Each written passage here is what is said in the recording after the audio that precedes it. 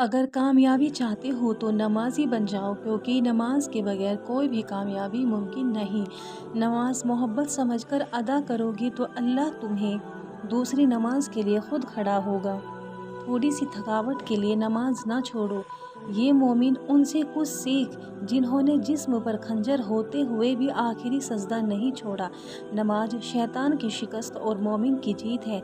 अपने बेहतरीन वक्त को नमाज के लिए वक्फ कर लो, क्योंकि तुम्हारे सब काम तुम्हारी नमाज के बाद कबूल होंगे। अल्लाह नाराज़ हो तो रोटी नहीं छीनता, बल्कि सजदे की तौफीक छीन लेता है। नमाज मिट्टी से बने इंसान को सोना बना देती है। बहुत सुकून है इसमें, जिसे लोग नमाज कहते हैं। बेशक नमाज से ज़्यादा किसी और चीज़ में सुकून नहीं। अगर मस्जिद में नमाज के दौरान पिछली सफ से बच्चों की आवाज़ें ना आए तो फिर अगली नस्ल के दीन की फ़िक्र करो। नमाज कब काम आएगी? फजर मरते वक्त, ज़ोहर कब्र में, असर मुनकर नकीर के सवालात के वक्त, मगरिब हिसाब किताब के वक्त, इशा पुल सिरात पर। याद रखो, नमाज 5 वक्त और इखलाक 24 घंटे फ़र्ज है। नमाज वो वाहिद हुक्म है जिसे अल्लाह ताला ने आसमान से वही के ज़रिए नहीं उतारा, बल्कि अपने महबूब सल्लल्लाहु अलैहि वसल्लम को आसमान पर बुलाकर तोहफे में दिया। कोई इबादत की चाह में रोया, कोई इबादत की राह में रोया। अजीब है ये नमाज मोहब्बत का सिलसिला। कोई कजा करके रोया, कोई अदा करके रोया। नमाज कभी ना छोड़े, इसलिए कि कब्रों में लाखों लोग तरस रहे हैं कि दोबारा ज़िंदगी मिल जाए ताकि अल्लाह के लिए एक सजदा कर ले।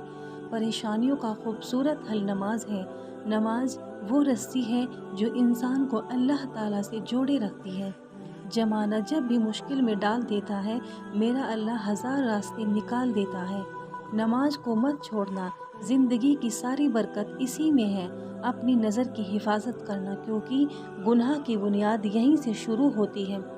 अल्लाह बेहतर करेगा, लेकिन अगर अल्लाह ने बेहतर ना किया तो ईमान रखो, अल्लाह बेहतरीन करेगा। सूरज की शुआएं कितनी तेज़ होती हैं, मगर मामूली से बादल उन शुआओं को रोक देते हैं। इसी तरह गुनाह कितने ही ताकतवर हों, नमाज उन्हें रोक देती है। कभी कभी यूँ अजान मुझे बुलाती है, जैसे बिगड़े हुए बच्चे को उसकी माँ बुलाती है। कामयाबी का सफ़र नमाज और कुरान के बगैर अधूरा है। नमाज दुनिया व आखिरत के खजानों की चाबी है। कितना हसीन होता है ना वो लम्हा, जब हम सजदे में आंसू बहाकर अपने रब से कुछ मांगे और वो हमें कुछ देर बाद ही उस चीज़ से नवाज दे।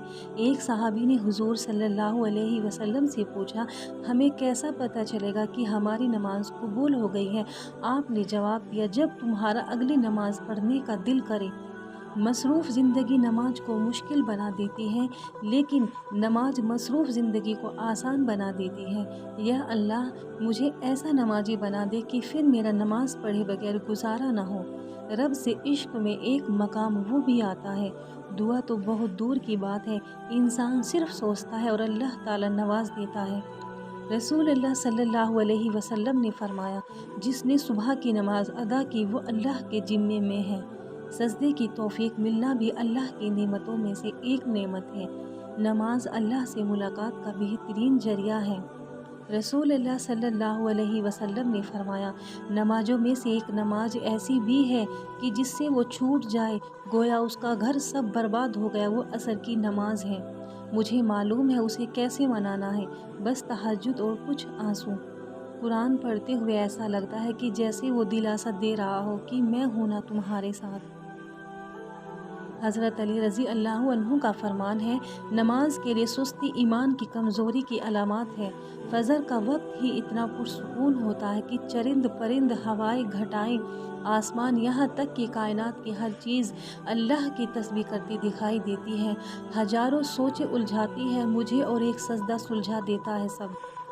जब 5 वक्त की नमाज भी अल्लाह से गुफ्तगू करने के लिए कम पड़ जाए तो समझ जाओ